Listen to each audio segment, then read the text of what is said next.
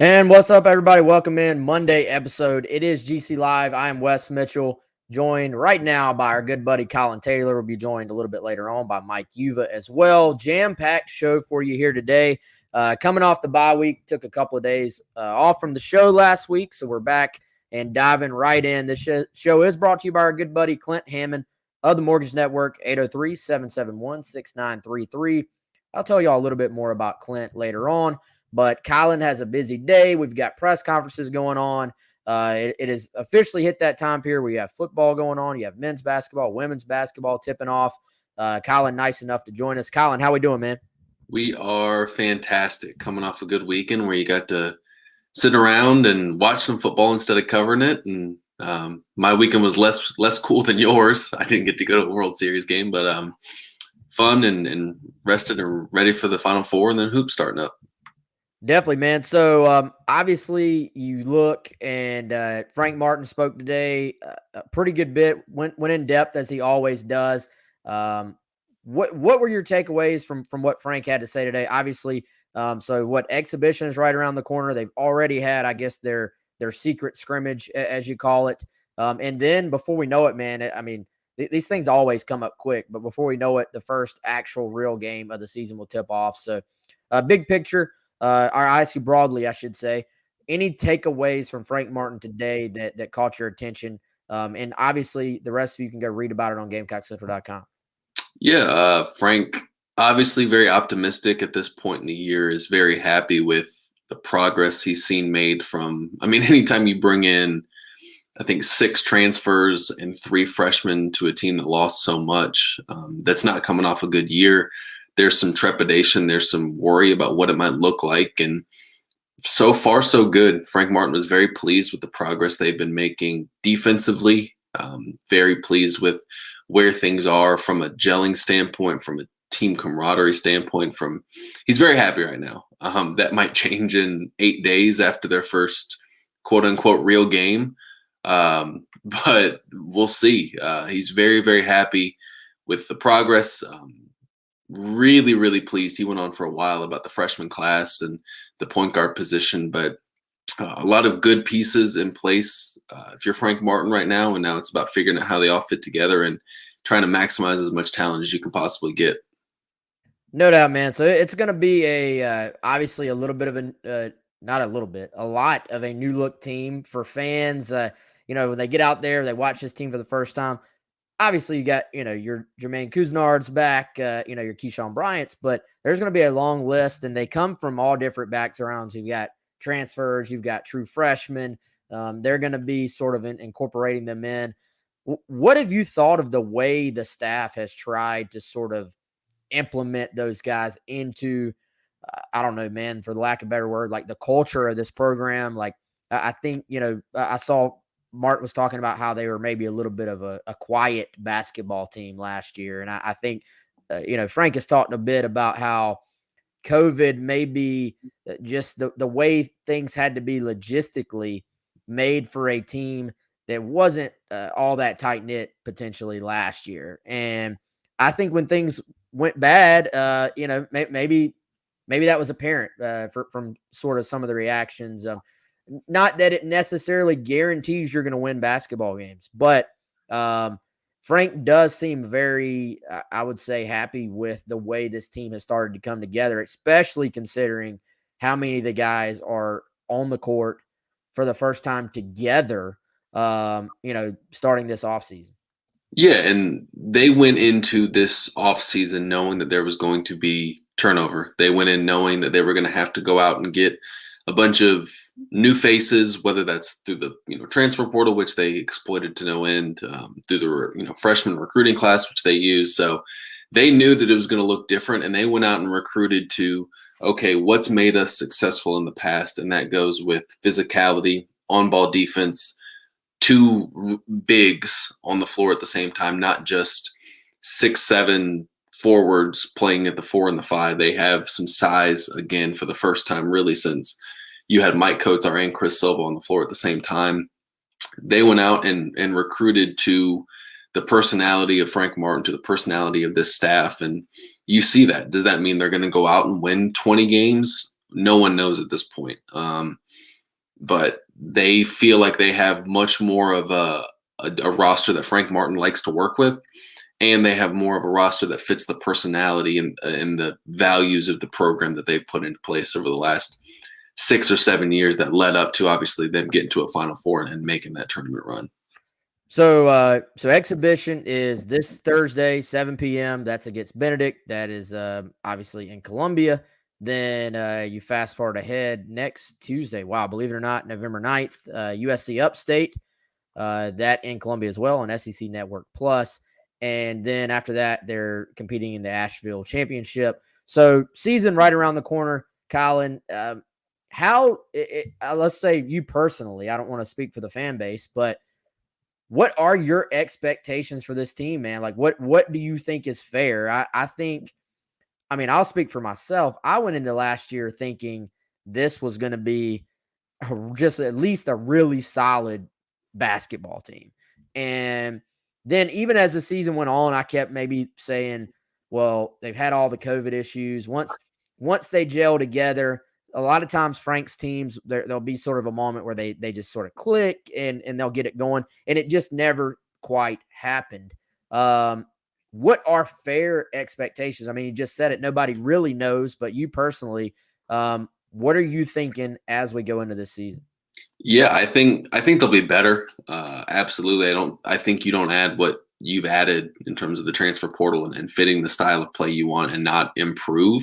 And let's be honest here, from a metric standpoint, from a win standpoint, there is plenty of room for improvement. I mean, they went 6-15 last year and dealt with a bunch of COVID stuff, but I think they'll be improved. To what end? I don't know yet. I don't think a lot of people do, just because you have so many new faces and you don't know how they all fit together until the lights are on for real and you start playing real games. But I think they'll be improved. I think this will be a better defensive team, and I think this will be a better shooting team than what it was last year. And then they have some pieces offensively to work with. And I think this will be more of a true Frank Martin kind of team where you play defense, where you get to the free throw line. And if they can muster up enough shooting and offense to go along with it, I think that they'll be, they'll at least be on the bubble, for lack of a better word. If everything goes the way it's expected and the way that the staff hopes it does, you have an outside shot, of potentially making it into the tournament. And who knows? The SEC's good this year, and if you beat the right teams at the right time, then all of a sudden you could have a pretty good tournament resume to talk about. But do I think this will be an improved team? Yes. Do I know what expectations are?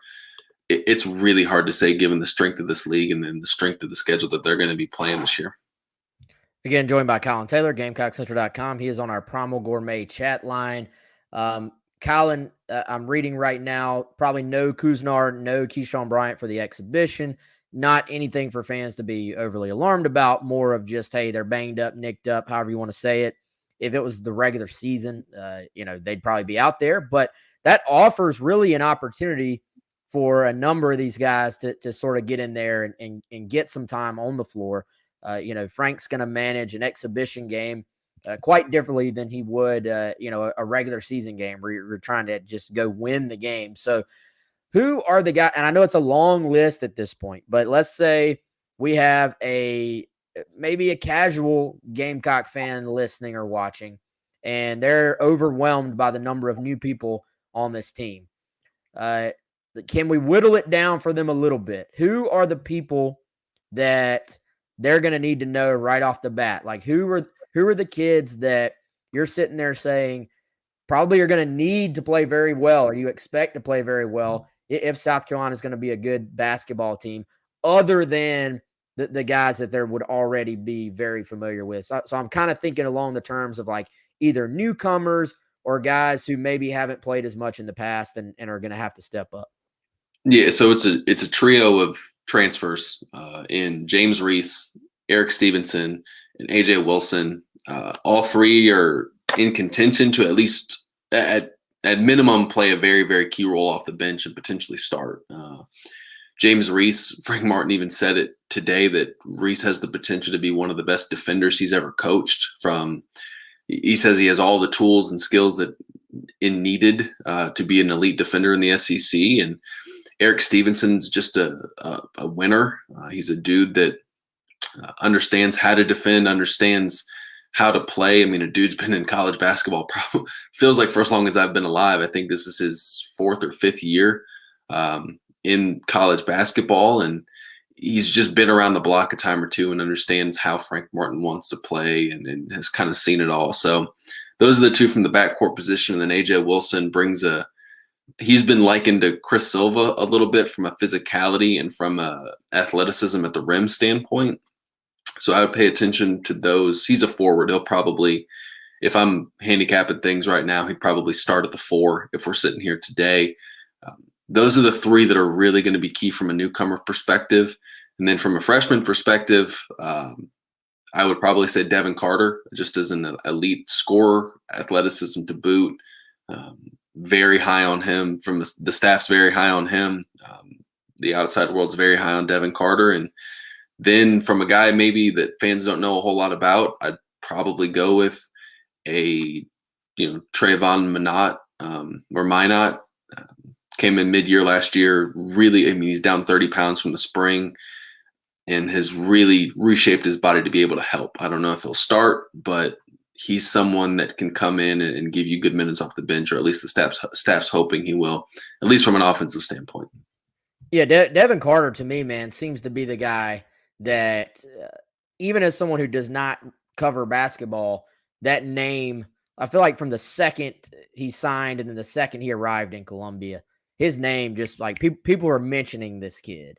Not to put like crazy expectations on him, but is he the guy of this group that you look at and say he's the one who could be like a future, give him a couple of years in the system in college level, could be like superstar status type guy that could maybe even could he one day be the face of this team? Like, is that what the upside? I guess that's probably the fair way to say it. Is that what the upside of Devin Carter is from what you have heard?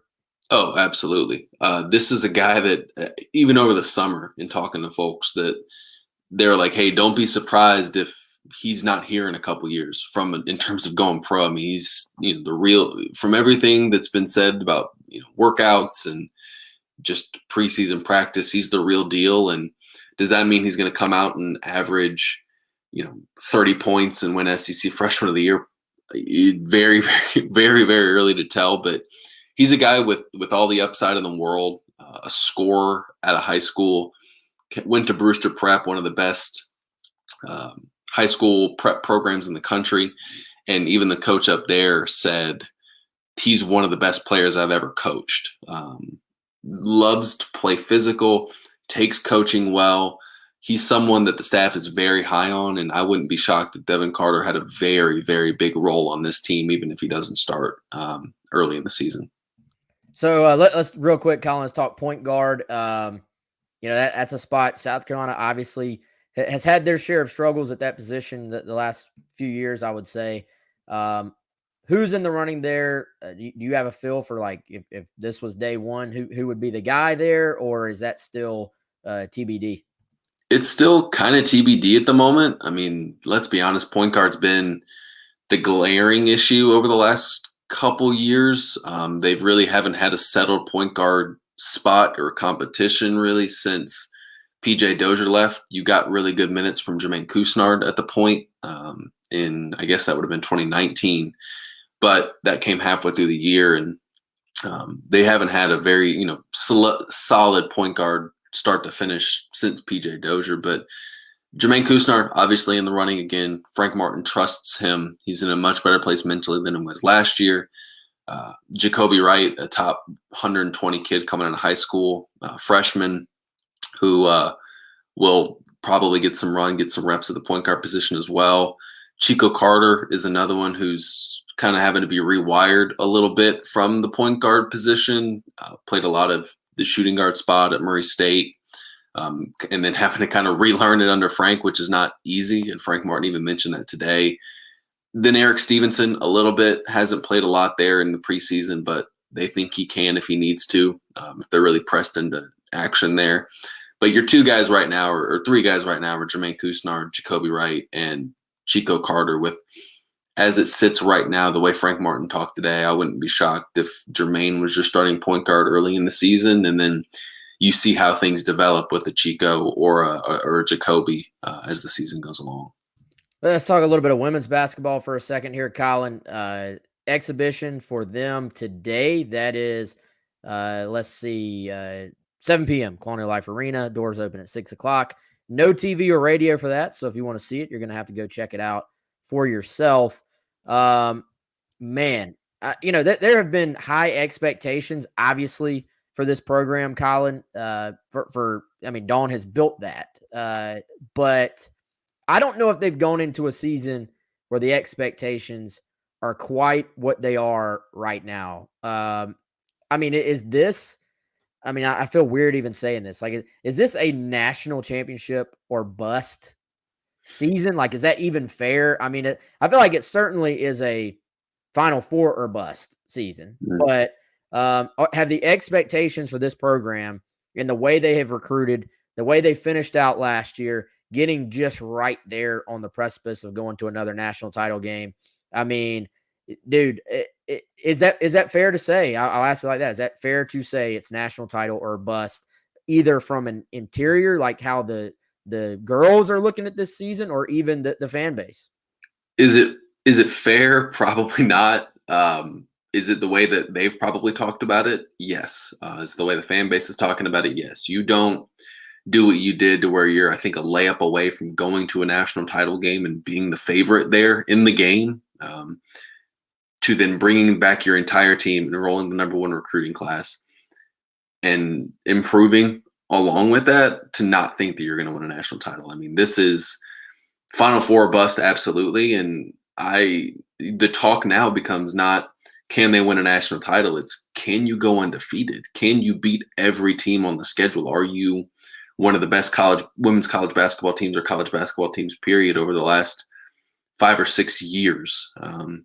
But this team has talent. Just an insane amount of talent.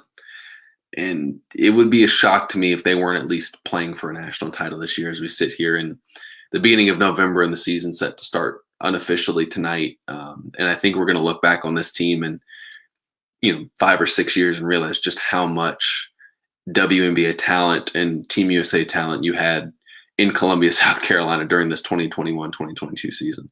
Yeah, and on paper, the most talented team, I think, pretty clearly in South Carolina women's basketball history. And that's a lot to live up to, man. And as we know, you can have going undefeated is just, you can have one off night, and they have scheduled, like this schedule is incredible. So there's no backing down.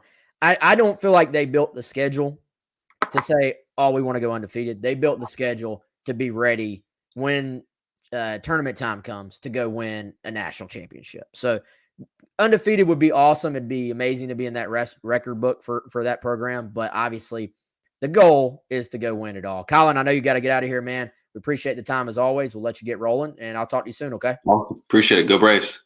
Whoa, okay. Yeah, go Braves. All right, Collyn. You're welcome for that one. You're welcome for that. Took me off guard by that. There it is. Hey, you're welcome. You're welcome. Thanks, man. Hopefully we pull it out in Game 6. I don't think Atlanta fans can handle another Game 7 in Houston. So yeah, my sleep schedule cannot handle it either, to be honest with you. So yeah, man. Hopefully we can get it. All right, dude. I'll talk to you soon. Okay. Hey, take it easy, bud. Yep. Collyn Taylor, GamecockCentral.com. Appreciate him joining us. And again, we'll be joined very shortly by our buddy Mike Uva, who's going to come on and talk a little bit of football. Maybe talk some basketball with Mike as well. I know Mike does a little bit of everything, covers football, obviously, and then some basketball as well, both men and women. So I want to get his take with basketball season starting. As I promised, I'm going to tell you all a little bit more about Clint Hammond as we wait on Mike. Clint is the presenting sponsor of GC Live. He is the branch manager of the Columbia Mortgage Network. His NMLS number is 71597. Email address is the letter C, Hammond@mortgagenetwork.com. Several ways for you to contact him: 803-576-4450, 803-422-6797 as well. Again, if you're in the market for a new home, you don't obviously, if you're not in the market, then there's no reason for you to call Clint. All we ask is that if you are possibly in that market, to give Clint a chance to earn your business.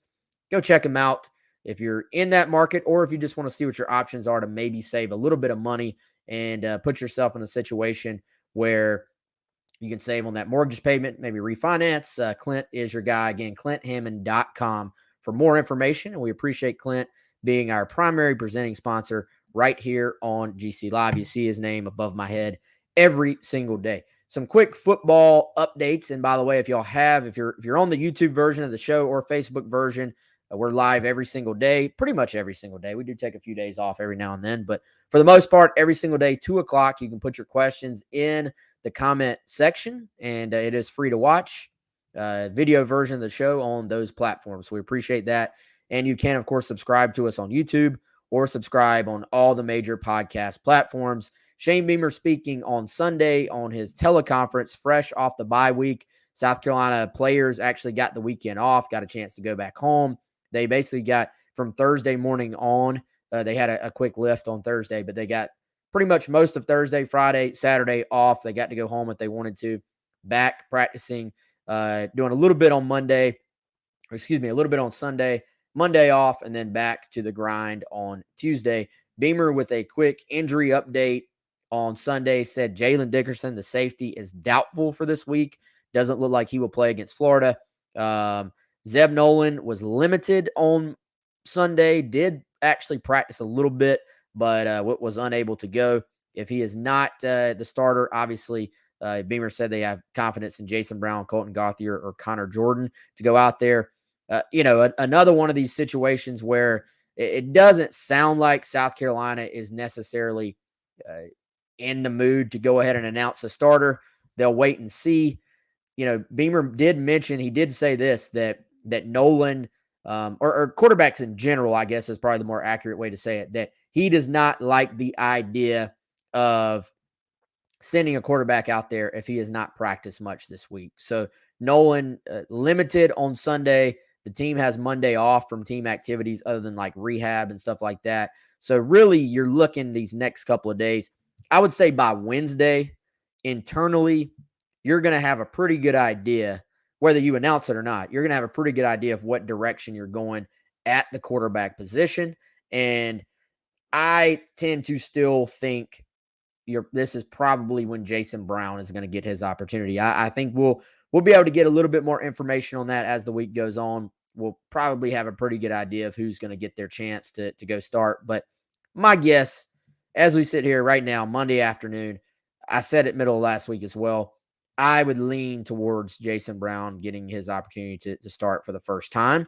And I think knowing internally what direction you're going to go gives you an opportunity to get the guy, in this case, Jason Brown, but whoever it may be, those first team reps. And I think getting as many first team reps as possible is just key to feeling comfortable going into the game and kind of, it is hard, y'all, for a quarterback to have the timing in place with his wide receivers and tight ends and running backs if he's working with the second team. So I think getting a number of first team reps all last week in practice, going into this week, getting first team reps. Now, I will say this is the caveat. Jason Brown has got to practice well this week. I think the one thing that could maybe throw that off will be if he gets this opportunity and then they just do not feel comfortable with him going because he doesn't practice well this week. So that's sort of the caveat to all that. You've got to go into the game.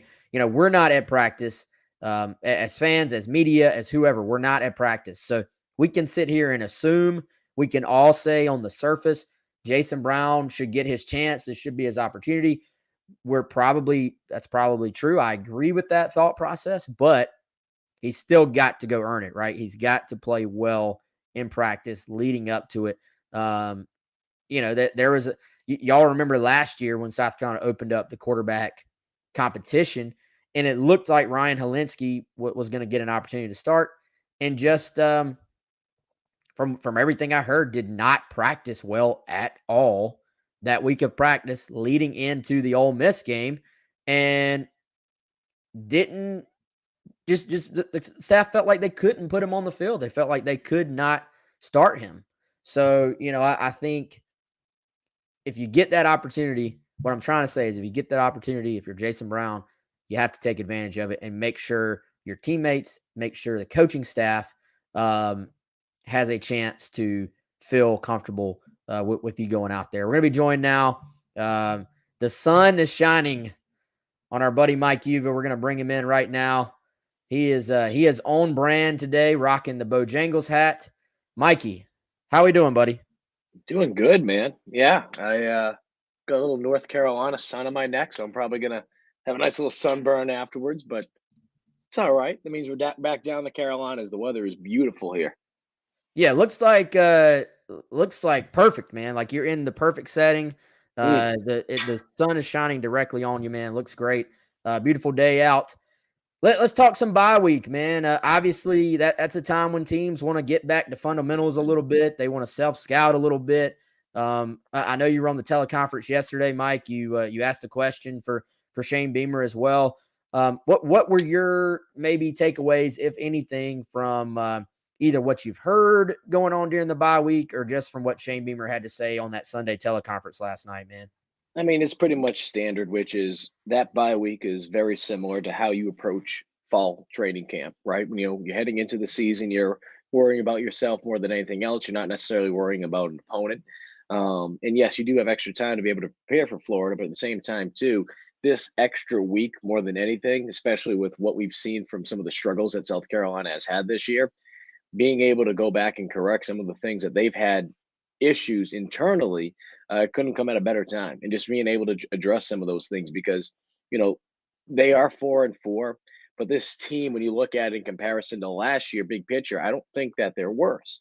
And I think the one reason why, which is the obvious reason, right, it's the elephant in the room, why this team has any type of issues right now, and it might seem like it's worse than it really is, because of the offensive woes, the inconsistencies, not being able to take that next step forward. And if anything, the offense maybe taking steps back this year in comparison to last year. So I think being able to work on yourself, being able to correct those things, being able to try to find things out. I understand, Shane was asked a question last night if he thinks the offense is too complex.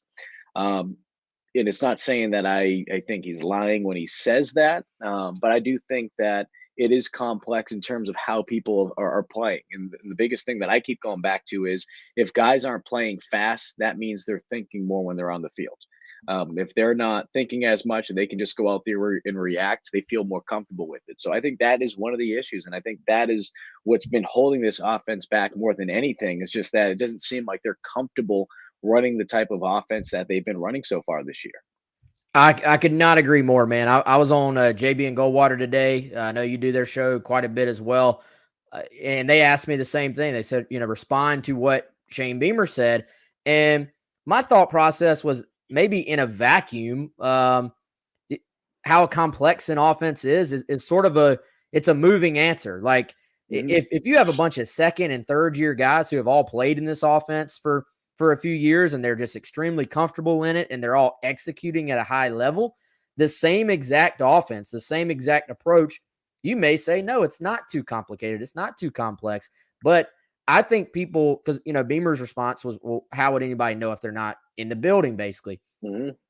Well, it's because of what we've all seen. It's because of how they have performed. When you have guys, especially early in the year, man, guys not being able to get lined up correctly, the plays not getting in fast enough. They have got them in quicker as the year has gone on, I think. But still, guys running into each other, guys turning defenders loose as far as in pass pro because they don't know exactly who is supposed to be blocking a certain guy. I think it's not necessarily anybody saying that they specifically know exactly what South Carolina's playbook looks like or exactly what concept they're running on every single play. It's more just a matter of watching 8 games worth of football and seeing. I mean, I keep using the same word you use, man. They just don't look comfortable yet. And I think you would, if you're a Carolina fan out there, you were probably hoping there was going to be that point this year where you just started to see it kind of click. And then maybe you explain away some of the early stuff by saying, hey, they were just in a new scheme, but they're making progress. I think the fan frustration right now, Mike, is that it's that graphic, it's that picture you posted. Yeah. When they see 6 yards with 2 minutes and change left in the third quarter, they're just not seeing the progress. And I feel like it's an ongoing, it's a broken record at some point that we're still talking about the offense. But that's why the fans are so frustrated is they show up on Saturday and they're just not feeling like they're seeing the progress on the offensive side of the ball, man. And I think of two things in particular when I hear Shane talk about, not being as complex as the narrative is out there to be. One, I mean, shoot, I've been around this game my entire life. I know that a coach is never going to come out and come out and say something that's going to be so direct like that, right? To make a type of comparison, we'll use Satterfield, for example. Earlier in the year, I asked him a question, which I knew I wasn't going to get the answer directly for, and it's not calling him a liar or Shane a liar or anything like that. But the point being is I asked him, I said, Coach, when you're coming out into these games, are you guys seeing different things in terms of the fronts, right? Are they throwing things at you that maybe you're not necessarily preparing for in practice? And even though he didn't answer it directly this way, he did say, sometimes there's a lot of things going on pre-snap that we just weren't, he didn't say we're prepared for, because their coach is never going to come out and say we're not prepared for that. They're never going to come out and say that. So I do think there are some things that, from a coaching standpoint, you're always going to try to protect your players. But I do feel like this extra week, what can you do? Well, we know that they're not going to throw out the entire offensive philosophy. You're just not going to do that. You don't have enough time. It's only a week that you have extra before getting ready for Florida. But what you do, and going back to the initial question that you asked me when we started things off, which is, what do you do during that bye week? Well, the thing that you're going to do is you're going to go back to the basics. You're going to do everything you can to be able to figure out what is holding you back, not just from an offensive standpoint, but defensively, special teams, and then just big picture as well. And you're going to try to simplify certain things. And I know that's a word that we're using now, and I know it's ironic because you're talking about complex with the offense or how complex it is. But even if it wasn't, you try to find ways to be able to simplify things, because during the season, I mean, it's chaotic. And you want to be able to try to slow things down a little bit, and having that extra week to be able to prepare. And when you're just focusing on yourself, you're able to do it too. I mean, just think of it this way, right? Sometimes you just need me time, right? As a person, what happens? You slow down, you sit down, you're able to sit on the couch a little bit, you're able to process things a little bit. It's the same way in football. Having this bye week, you're able to kind of take a step back, slow down, and the game slows down for you. So hopefully, not just from an offensive standpoint, but for the defensive hiccups that they've had over the last couple of weeks, because even though they have looked good at times, they're able to make some corrections as well going into this Florida game. Yeah, and obviously bye week I think came at a great time for them, Mike, as far as just trying to get healthy. The injury report yesterday, fairly positive from a South Carolina standpoint. Does look like Rick Sandage is probably out for the year at this point, but for the most part, fairly good injury report for South Carolina. Jalen Dickerson out this Saturday, more than likely, or doubtful, you would say. But so it came at a good time as far as that goes. Let's go to the defensive side, man. You mentioned it. I think, and here's the thing: the defense by no means has been like perfect, but I think the fans give them, I don't even say a pass, because that's probably too negative as well. I think the fans see progress and they see, look, that they lost your boy J.C. Horn, they lost Izzy Mukwamu, they lost some really talented guys. Ernest Jones has his first pick in the NFL on Sunday. They lost some really talented guys, but as a group, I would say they've played better defensively this year than they did last year. So fans are seeing that improvement. Now, that said, if we're being fair, they have, when they faced some pretty good running games, they've had issues consistently stopping the run. And I think as we sort of move the conversation forward from the bye week into the final 4 games, and certainly into this game against Florida, man, Florida has had their issues. Like, they really have. They've turned the football over. They've been a highly penalized team, much like South Carolina, but they've been able to run the football, man. I think you start looking at this game from a matchup standpoint and just a South Carolina big picture. What do they need to improve on defensively standpoint? The running game, like the run defense versus Florida's rushing offense, is the thing that's probably just got a big flashing light for you this week, where if you're sitting in the offices at the Long facility, you're saying, man, we got to find a way to fix some of the issues defensively and make Florida work for their rushing yardage this week.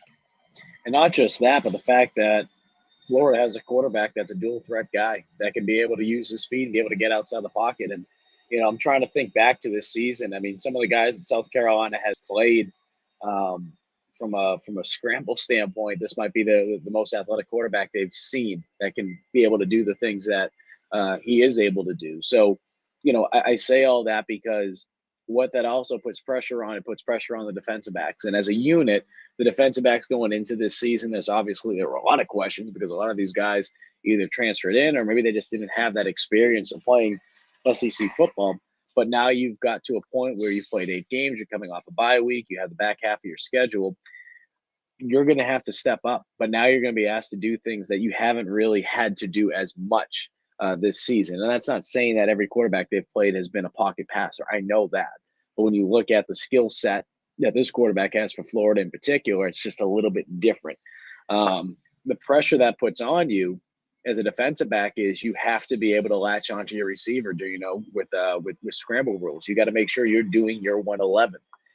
From a defensive front standpoint, being able to put pressure on the quarterback, you got to do everything you can to be able to contain him. So the challenge is when you face a quarterback like this, you're thinking so much like, okay, we got to make sure we keep him in the pocket. But what that does sometimes too is that softens the middle of the defensive line and being able to run the football between the tackles. So I would not be shocked if Florida does have success early on between the tackles and to see if South Carolina can make any type of adjustment to it, because this is going to be, football is obviously a game of chess, but this game in particular on Saturday will be a game of chess, and just seeing the type of adjustments that South Carolina is able to make and what type of adjustments Dan Mullen and the boys from Florida make as well as the game goes on. Yeah, no, Florida kind of struggling right now, man. They're in that point of the season where they're dealing with a lot of negativity around the program. Yeah. What's that like? I know, right? Were you used to that in Columbia? Yeah, it's kind of been a fact of life the last few years around here, man. But it's turned up over there, dude. And they're defensively they've struggled. Todd Grantham, rumor is if he doesn't fix it the last 4 games, maybe even if he does, he may be out. So you know what? I think, Mike, the interesting thing about this game is going to be how much does Florida still really care? Like how dialed in are they? How much of the negativity is just outside of the building versus how much of it has started to maybe permeate? When you're at a place like that, your expectations are a good bit higher than what they are at South Carolina right now. To me, I don't know if you saw this article I read today, man, on The Athletic. You got SEC coaches anonymously saying Florida is soft. And the last thing any coach ever wants to hear regarding their guys is the word soft. So I don't know, man. Like, I think it's South Carolina is a huge underdog. And on paper, that's fair. I don't go into this game looking at it sort of like A&M 2 weeks ago, where I was just like, I don't really see any way South Carolina keeps this game close. At home, Florida sort of reeling. This is one of those that it wouldn't shock me if it got into the second half and Carolina was still able to hang around. No, and I think the other thing too is, Wes, you talk about obviously how it's not all sunshine and rainbows right now in Gainesville. Columbia knows what that's like, and even though even though South Carolina's 4-4, and the world's not falling down quite yet, the sky's falling down, the world's not coming to an end. If you're USC, you have an extra week to get ready. Would anyone be shocked to see USC come out early, whether it be the first drive of the game, second drive of the game, do some type of trick play to not only get that energy back into that offense, but to get the energy back into the crowd? This is a crowd that, from a fan base standpoint, has took some hits over the last couple of seasons. We know that. I mean, going back to that Outback Bowl win, Jake Bentley's phenomenal comeback against Michigan. Since then, it has just been it's just been a mess. I mean, there's no other way to put it. It's just been a mess. So the point being is you need to try to find a way, especially with how the season has gone from an offensive standpoint, to be able to get the fan base back into it. And if you can do something early on, whether it is some type of trick play, whether it's, being able to have some type of big explosive play to get the energy in that crowd, that's going to be huge, because we know the difference Williams-Brice has when you do have people on their feet, and they're able to bring another element of bringing a 12th man. Sorry, I can't really think here as this train goes by.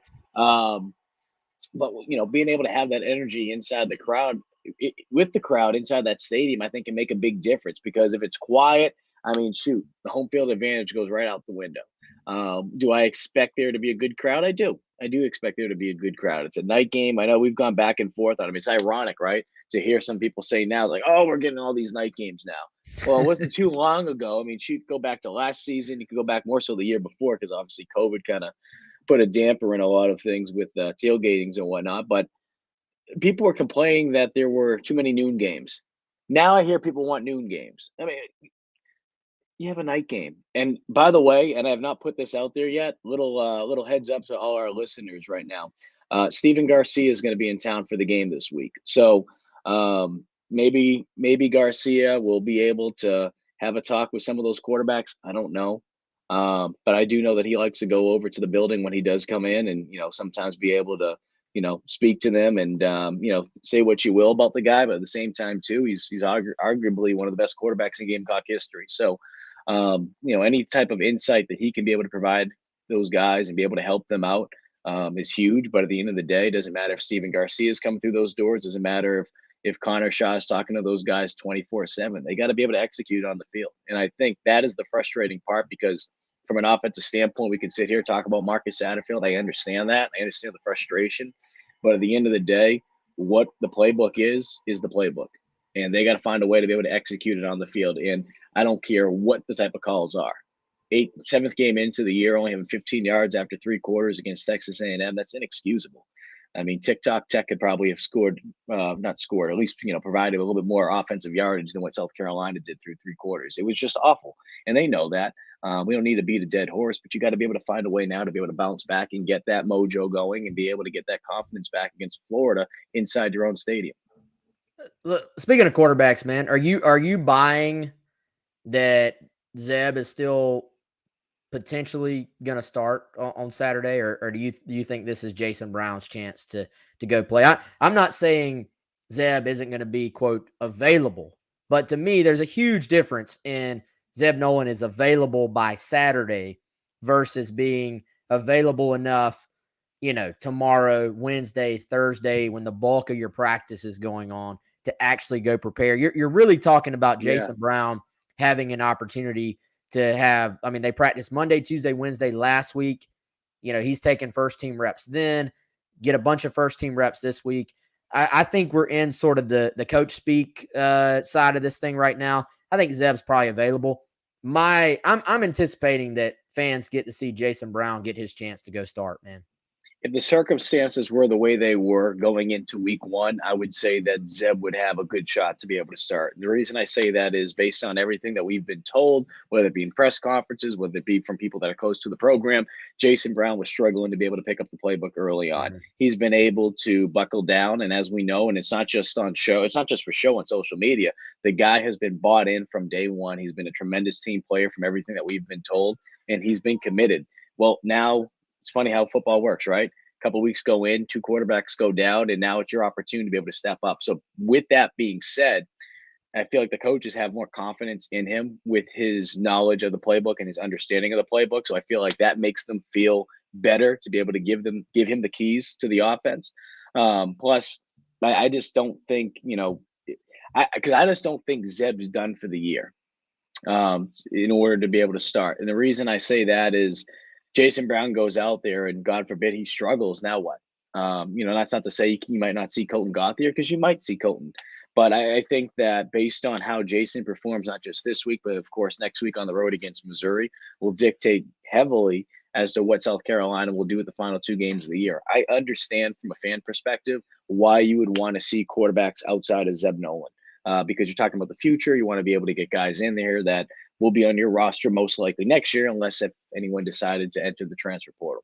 I still think Luke Doty will be the starting quarterback going into the 2022 season. I still think that South Carolina will go heavy at the transfer portal to see if they can bring any type of quarterback in. But I also think, too, that a guy like Jason Brown will be back next season. He'll have that extra year of eligibility and can provide depth. And I think more than anything, how this kind of plays out for him this season, the way this season ends, will determine whether or not he wants to come back, but also will show him like, hey, you know what? I'm only one play away. And he was the third quarterback going into going into week one, right?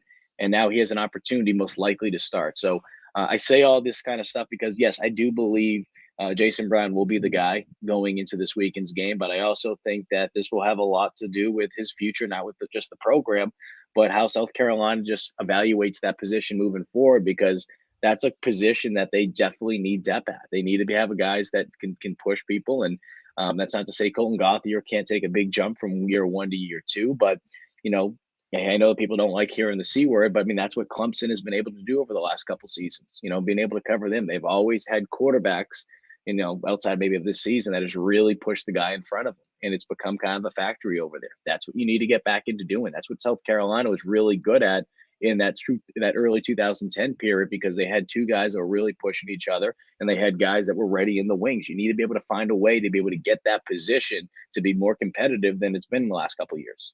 Yeah, and that's a position, man. You need information. You need to find out with an opportunity to go be the guy. What do you have in Jason Brown? And I think that's an excellent point, man. And that Jason Brown will find out where he sort of fits in here, and he's going to see either wow, I can go play at this level. Like I am as good as I think I am. Like I can maybe start here at some point in the future, or he's going to go out there and say, maybe this isn't for me. I think just to actually get to go see the opportunity, Beamer keeps calling him a gamer. With quarterbacks, it's just like in the NFL, man. You always want information. You want to find out. You want guys to have their chance, and you find out, hey, either in the NFL, you're saying this is the guy I can build around, or you're saying I'm going to keep looking. College, you're always looking. You're always trying to upgrade, but you need to find out where does Jason Brown fit in the future of this program, both from a Carolina perspective and, frankly, from Jason Brown's perspective as well, man. So that'll be interesting. By the way, as you said, he does have – it's a common question from people. He does have one more year if he wants it. E.J. Jenkins has one more year if he wants it. People were asking about Rick Sandage. So Rick is listed as a senior, but he never redshirted, and he hasn't played at all this year. So Rick, although he's listed as a senior, would have had another year from COVID anyway. So technically he's a junior, and he would count this year as a redshirt. So Rick Sandage, even though if you looked on the roster, he's a senior, Rick has 2 more years of college eligibility if he wants it. So that allows him time to get back in there. And Wes, I want to mention something because it obviously can create a popsicle headache, but I think it's a good point that you just brought up, because with this whole COVID year, right, you can get gray shirt, you can get red shirt, and there's all these different possibilities. You can get a gray shirt with injuries and this and that. And now that the new rule the NCAA put a couple of years ago, which is you can play 4 games and still maintain your year of eligibility by having a red shirt, that's still out there. So, with last season, and obviously guys that played at South Carolina, doesn't really impact them too much. But if you have guys like, I know for Collyn Taylor, for example, right? Even though he didn't play all last season because Assumption didn't have a season, this is his last year of eligibility. Because he played as a freshman at Assumption, sophomore, junior year, didn't play at all his senior year at Assumption, and then now obviously it's his grad year. So guys like that, I use that as an example. So the guys that have transferred in, just keep that in mind. Some of those guys might have a year of eligibility left for next season, but maybe you thought they had 2 years based on when they came in. So not to create a popsicle headache, but that is just something to keep in mind, that it is going to be kind of wonky, not just this year, but going into next year, until we're able to kind of get back into the swing of things. Because with this extra year of eligibility for some of these players, especially the ones that have transferred in, you start wondering, okay, wait a minute, how many years do they actually play? Do they play their freshman year? Do they not play their freshman year? So just because of last season, the bottom line is this. Here's the best way to describe it. If you played last year, or if you didn't play last year, Collyn Taylor, a lot of these Division II programs, Division II didn't even have football last year. Okay? Those guys, just like the guys that played a full season last season in Division I, it all counts as the same. It never happened on paper, essentially. I mean, obviously the records do, but in terms of just the year of eligibility, never happened. Yeah, and great point, man. And I think it's a little bit even more confusing, because I've noticed like the SEC schools like South Carolina, they're still putting on the rosters the official roster, like Rick Sandage, it Yeah. says he's a senior. Now, Yep. I've seen, and I saw a little note in the notes that Steve Fink puts out that basically the SEC schools are doing that. That's just how they've decided to do it. Other conferences, I've noticed, I noticed this when South Carolina's playing Troy, they're putting their official roster as if last year, how it actually is, that it didn't happen. So Yep. even if you're looking across different, like if there's a guy that enters the transfer portal and you pull up his bio and you're like, how many years does this guy have left? You actually have to dive in and go back and look, okay, are they counting last year or not in how they're listing him? So Yep. it's going to be, for the next few years, going to be very confusing. South Carolina does, of course, have some guys who are like Nick Muse. He's got to be done this year regardless because he is already using his extra year. So that's something that the rosters across college football are going to be a little bit just weird, really, for the next And few Wes, years. And Wes too, and I know you do obviously a phenomenal job. You and Chris do a phenomenal job with recruiting. That is something that I can't even imagine the headaches that you guys are dealing with, because I can tell you from talking to a lot of these coaches, it's created a lot of strain on them because, when you try to plan it out, right? If anyone's played the old NCAA football games and you start seeing the spreadsheets and you're like, all right, this is how many players I have for the junior class or sophomore class. It's very similar to how they do it in real life with college. But the challenging part now is you start looking ahead. You're like, all right, I have this many scholarships to offer, but this is how many guys I have most likely coming back for this position and this and that. And it does create a popsicle headache. And I'm not saying necessarily this is what Shane does, but a lot of coaches across the country, what they do, and this has happened way well before the whole COVID situation, that they'll kind of basically push a player out. You know what I mean? They're like, hey, that scholarship will still be there, but we can't promise you a lot of playing time. And what will happen is players will naturally go on their own to be able to enter the transfer portal or leave, or they just might decide, okay, football is done for me. I know that happens a lot in college basketball, especially at smaller schools when a new coach comes in. But just keep that in mind, because if you do see a lot of players enter the transfer portal this year, or you see a lot of guys that, aren't coming back that do have years of eligibility, I'm not saying Beamer's saying that to them, but that stuff tends to happen sometimes, and that can free up a lot of spots. So I would not be shocked again if South Carolina has a lot of availability to be able to add roster spots after this season.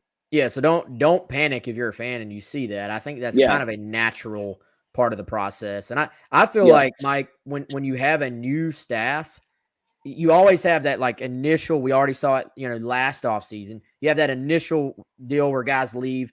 Then you have this maybe section of guys that say, you know what? I'm going to give the new staff a chance. I'm going to stick it out. I'm going to see what happens. But then, oh man, I'm really not playing. I thought I might play, but I'm not. So then it just sort of got shifted a year. Plus the portal, it being so prevalent these days. Plus the fact that you might have an extra year you didn't have otherwise. There's going to be crazy roster movement everywhere.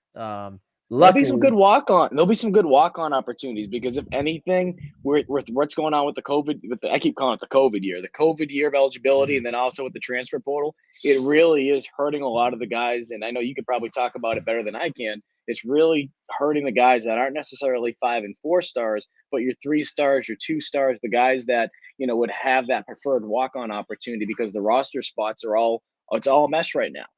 So it's really impacting a lot of talented high school football players. So I say all that because, look, I understand seeing 4 stars and 5 stars and being able to be ranked in this part of, for rankings for when it comes to recruiting. I understand how important that is to fans, but don't be shocked. Don't be shocked, not just South Carolina, but that's obviously who we care about right now. Don't be shocked for Shane Beamer to go out and find some talented players, whether it be 3 stars or 2 stars, that come in here and make a huge impact, just because the way things are, you're not going to be able to make the same amount of scholarship offers to the 5 and 4 stars, obviously, but you're not going to be able to have that many players left out there. There's going to be a lot of talented.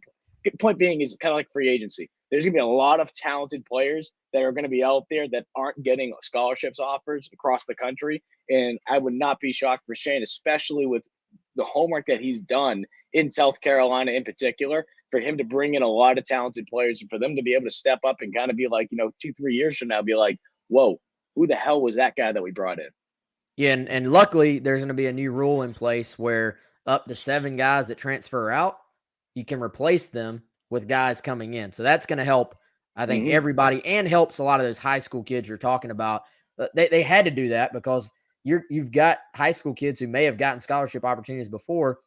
Maybe that scholarship goes away because of the transfer portal. If everybody was still with these super limited numbers, I think, we always, a lot of people give the NCAA hell a lot of times, but let's be honest. That was a pretty good move. We'll give them credit where it's due on that. Mike, final thing here, man. South Carolina, Florida on Saturday. We're still the early stages of diving into it. Is there one thing in particular that you're most interested to learn this week about the Gamecocks, either just throughout the week or going into that game on Saturday? Yeah, I think more so going into that game. I mean, one thing in particular, I want to see how Kevin Harris is looking. I don't think, and it's not necessarily from 100% physical standpoint. I think sometimes it's mental. I mean, you come back from a back injury, or a guy like Marshawn Lloyd coming back from an ACL injury. I think it's clear that those guys just have not been themselves this season. And we can talk about scheme, we can talk about X's and O's, but at the end of the day, if you're a talented player, you're going to be able to find a way to be able to break some of those runs. They just haven't been able to do that yet. And I think the reason being is they're just not themselves yet. I think mentally you come back, especially a lower body injury, the way that you compensate that when you make cuts, you're thinking about it. So I'm interested to see if they can start to look like themselves, probably more so Marshawn. More so Kevin, because I think with Marshawn, that injury, I think that can sometimes linger an extra year. And I'm also interested to see how they use a guy like Zaquandre White coming off the bye week and how they're able to get him incorporated. I know a lot of people want to see EJ Jenkins out there, and if they're able to use him more, that's great. But I think the guy that I'm most interested to see how they use more is going to be White, because we've seen White, especially after going basically a month MIA from being able to run the football, what he was able to do just in sparks. Now, obviously, a Texas A&M game, I mean, you can't really say anything about any player because it was just an absolute mess. But in that Vanderbilt game, we were able to see him step up, and that was great. And a guy, obviously, like Xavier Legette, coming back from that motorcycle injury, I thought he did a lot of good things against Vanderbilt. And I think he is a guy that you are going to need, whether or not Jalen Brooks does come back these next couple of weeks or not.